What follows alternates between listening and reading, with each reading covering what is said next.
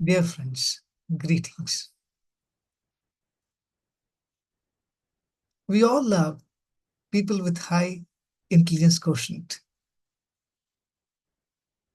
and yet we do not love them so much when they're people foolish.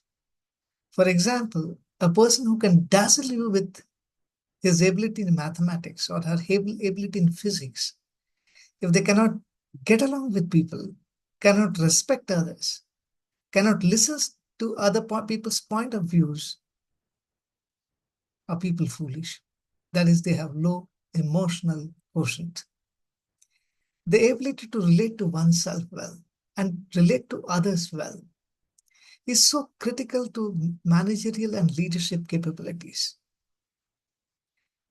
And yet, these skills are learnable and are not mysteries. Join me from the 3rd to the 5th of June to learn the techniques of good intra and interpersonal relationships. Feel successful, make others successful. And I can assure you, this is arguably the best workshop on emotional intelligence in the country. And you are learning from one whose credentials are impeccable. Thank you so much.